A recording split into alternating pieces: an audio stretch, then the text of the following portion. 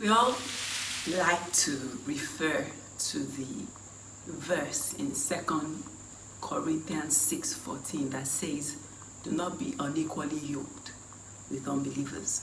The Good News Bible version is very explicit. It says, do not be equal partners with unbelievers. How can right and wrong work together? How can light and darkness live together?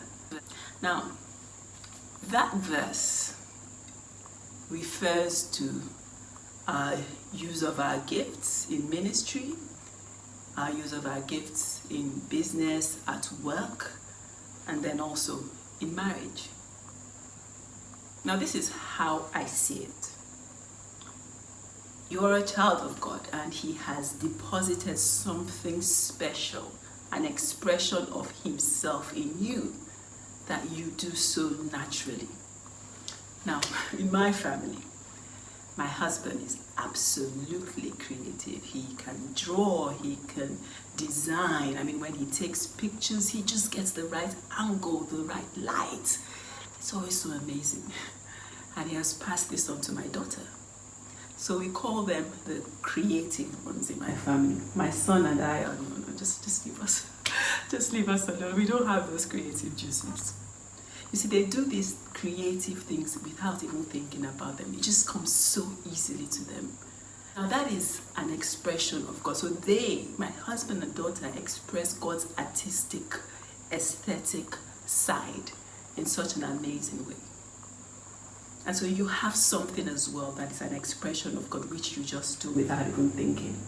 It is who you are, and you are meant to use that expression to further God's purpose for you on earth. You could do it in various ways. This is how it works. God has given you something. So on earth, you are the head. You own that expression. It is yours. But you look upwards to God because He's your spiritual head. He gave it to you, so He's the only one that can instruct you on how to use it. And so you're meant to spend time with God every day. Just quality time with Him and with the Word, so He can just guide you. Today, this is what you're going to do. And the closer you get to Him, the more you know how He speaks to you. He speaks to us in various ways.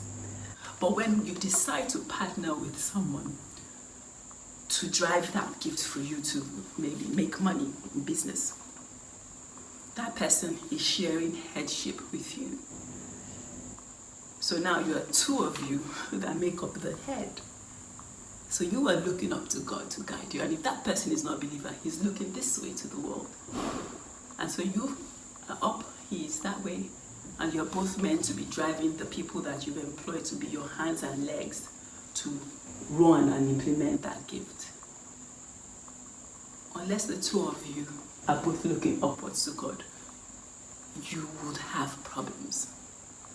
Because you know, whomever, if it's a financial partner, that financial partner certainly will control you because he's controlling the money. He has the money.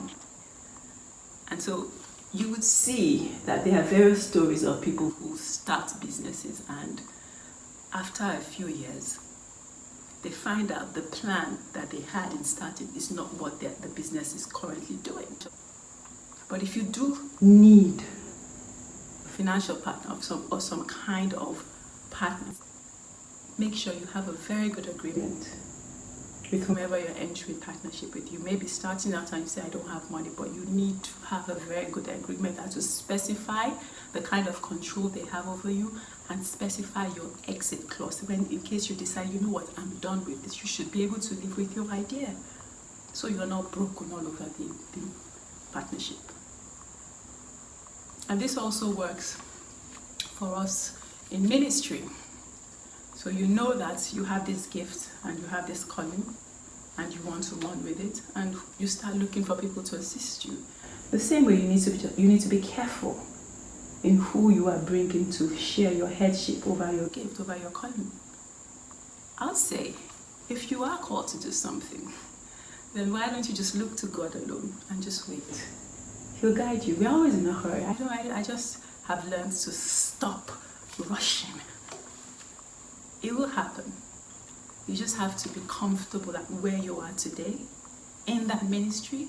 No followers, nobody is looking to you, nobody believes you have the gift. But if you do have it, it's light, it can't be hidden. It must shine bright as long as you're consistent in your fellowship with God. In marriage, the way it works is, so the husband is the head of the home, the wife is the neck, and you have the arms, the children. And so the husband looks to Christ, who is the spiritual head of the home.